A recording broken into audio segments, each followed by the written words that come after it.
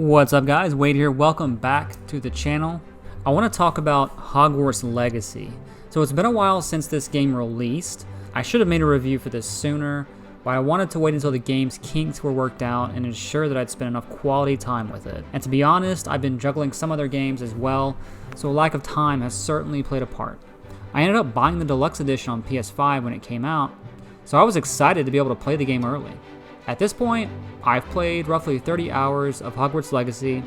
First and foremost, let me say that I am a big fan of Harry Potter, particularly the films and the older games. I own the 4K Blu-ray collection, which was so expensive that I had to take out a second mortgage. And of course, games like Chamber of Secrets and Prisoner of Azkaban were fantastic as well. Or even Order of the Phoenix, where you could explore Hogwarts freely. I really enjoyed playing that one on PS3. My wife and I have also visited Universal and Islands of Adventure, and did the whole Harry Potter experience there, drinking butterbeer, eating in the Leaky Cauldron, and doing the rides. My favorite being the one in Gringotts Bank, which is awesome. So obviously I'm a big fan of the universe and the lore. I've been looking forward to this game for a very long time, as many of us have. I'm happy to say that overall I am very pleased with the final product. Avalanche has done a stellar job in putting the player in this universe and making you feel like a real wizard. With Hogwarts Legacy, you can fully explore Hogwarts and the surrounding areas, whether by foot or broomstick, even though you'll have to wait a while before you get the broomstick. It's a joy to see all the sights and sounds of the wizarding world as you fly through each respective area of the map. Hogwarts Castle is brimming with character, with all the different houses, students, teachers, and common rooms. Hogsmeade has bustling streets with unique characters, performers, and shops. If you've seen it in the books or movies, it's probably in Hogwarts Legacy. That's one thing this game does extremely well: immersion. You can create your own character from the start with a decent amount of customization, and choose whichever house you'd like to go with. Kind of makes the sorting hat pointless, right? The story is serviceable, but nothing amazing. I do like the voice cast. I thought they did surprisingly well throughout. Oddly enough, the main character to me kind of sounds like Harry Potter himself. Actually, I enjoyed it. I couldn't help but catch your enthusiasm. How kind of you. It seems you're already taking to herbology like a mandrake to fresh soil.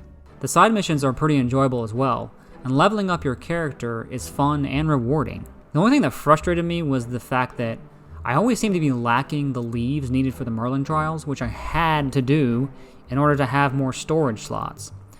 Those are important because whenever you get loot, you have to constantly make room for it. I found myself throwing away and selling a lot of clothing and outfits to make room for more. That's why it's important to start doing the Merlin trials often and stock up on those leaves. That was my biggest hang-up, especially in the beginning. For the bulk of the game, it's mostly about attending classes, learning new spells, and progressing the story. The various classes are charming and faithful to the source material. You meet a lot of quirky characters and they all seem to be unique and different.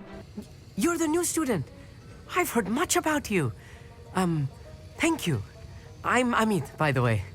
Pleasure, truly. Overall, the moment-to-moment gameplay is fun and even addicting at times. You will not want to put this game down once you pick it up. I found myself wanting to play it a little bit longer every time I thought about stopping. Can I sit here and say that this is the definitive Harry Potter game? Well, I mean, probably. It's certainly the most expansive. Whether it's the best or not will have to be determined by whoever's playing it. Chamber of Secrets for PS2, GameCube, and Xbox is a fan favorite, so that still may be the king in many people's eyes. But I can tell you that Hogwarts Legacy is a worthwhile experience that has its own set of flaws. But those flaws are mostly concealed under a bevy of positive elements such as a solid story, a sprawling and interesting world, fun gameplay and spellcasting, and a rewarding gameplay hook that keeps you coming back.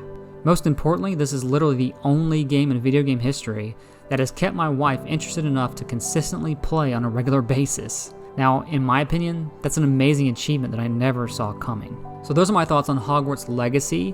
Leave yours in the comment section below. I want to know what you thought of this game as well. And if you have not subscribed yet, be sure to hit that button and also ring the bell to stay notified for future videos. And I'll see you guys next time.